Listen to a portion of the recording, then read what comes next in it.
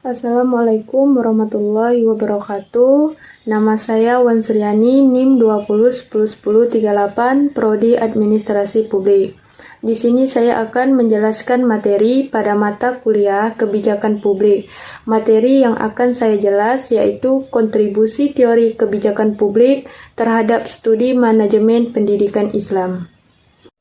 Baiklah, di sini saya akan menjelaskan yaitu pembahasan. Kebijakan publik merupakan salah satu keilmuan pada program studi ilmu politik, ilmu pemerintah, dan ilmu administrasi publik di perguruan tinggi.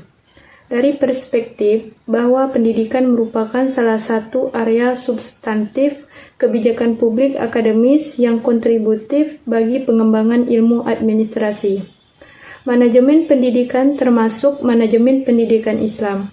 Kebijakan publik di bidang pendidikan ini kemudian ditetapkan oleh berbagai lembaga negara atau pemerintah di pusat dan daerah, sesuai dengan kewenangan yang dimiliki berdasarkan ketentuan Pasal 32 Undang-Undang Dasar 1945.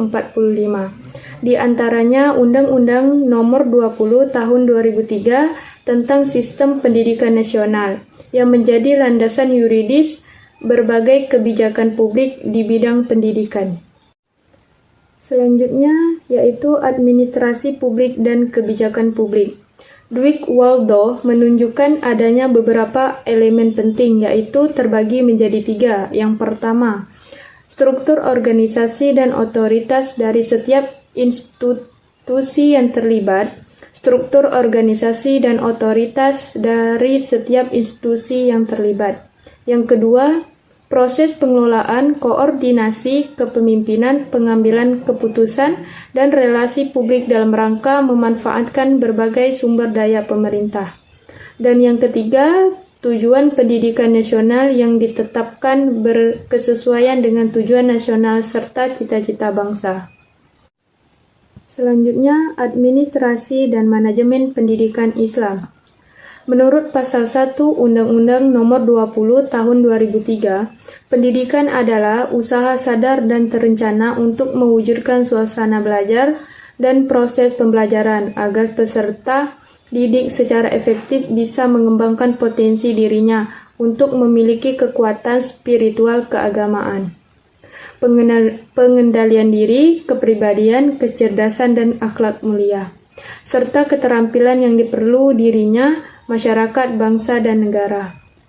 Untuk mencapai tujuan pendidikan nasional, sebagaimana ditegaskan dalam Pasal 3 Undang-Undang Nomor 20 Tahun 2003, diperlukan adanya administrasi pendidikan.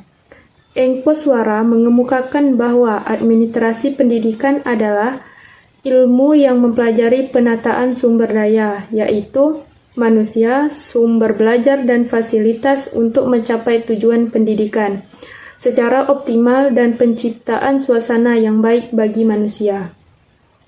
Sedangkan Sutisna mengemukakan pula bahwa administrasi pendidikan adalah perangkat konsep, asumsi, dan generalisasi yang secara sistematik menjelaskan perilaku dalam organisasi pendidikan.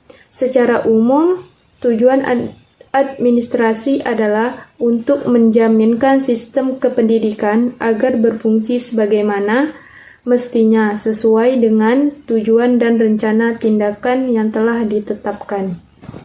Selanjutnya yaitu analisis kebijakan publik. Analisis kebijakan publik merupakan salah satu elemen dari studi kebijakan publik. Analisis kebijakan publik menurut Don adalah aktivitas menciptakan pengetahuan tentang dan dalam proses pembuatan kebijakan. Beberapa karakteristik analisis kebijakan, policy analysis, menurut Patton dan Schweitzer, tahap inventarisasi atau penelusuran. Terbatas pada ruang lingkup dan diarahkan pada isu tertentu. Pencarian alternatif yang dibatasi, yang kemudian semuanya biasanya dievaluasi dan ditampilkan kepada klien. Klien tertentu, baik itu kepala eksekutif, pejabat terpilih, kelompok kepentingan publik, lingkungan, atau bank. kemungkinan memiliki perspektif tertentu tentang masalah, mengenai kondisi yang menimbulkan masalah kebijakan. Peramalan atau prediksi menyediakan informasi mengenai konsekuensi di masa mendatang dari penerapan alternatif kebijakan, termasuk tidak melakukan sesuatu. Rekomendasi perspeksi menyediakan informasi mengenai nilai atau kegunaan relatif dari konsekuensi di masa depan dari suatu pemecahan masalah. Pemantauan deskripsi menghasilkan informasi tentang konsekuensi sekarang dan masa lalu dari diterapkannya alternatif kebijakan. Evaluasi menyediakan informasi mengenai nilai atau kegunaan dari konsekuensi pemecahan atau pengatasan masalah. Yang selanjutnya, analisis kebijakan pendidikan. Kebijakan pendidikan secara konseptual dan empirik dapat diletakkan dalam kerangka kebijakan publik maupun administrasi pendidikan dan manajemen pendidikan. Selain itu, kebijakan pendidikan dapat pula diletakkan dalam kerangka kebijakan organisasi atau institusi.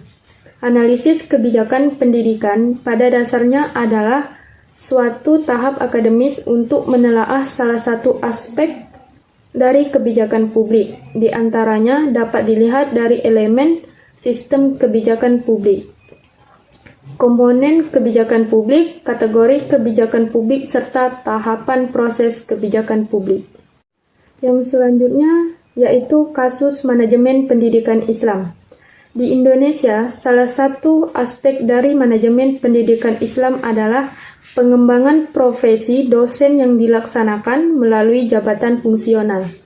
Hal ini untuk mengembangkan kompetensi pedagogik, kompetensi kepribadian, kompetensi sosial, dan kompetensi profesional, sebagaimana diatur dalam pasal 69 ayat 1 Undang-Undang Nomor 12 Tahun 2012 tentang Pendidikan Tinggi. Secara hierarkis, dengan mengadaptasi pendapat Bromley tentang hierarki kebijakan, maka hubungan saling keterkaitan antara aktor dan institusi kebijakan.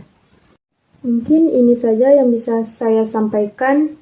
Sekian dari saya, terima kasih.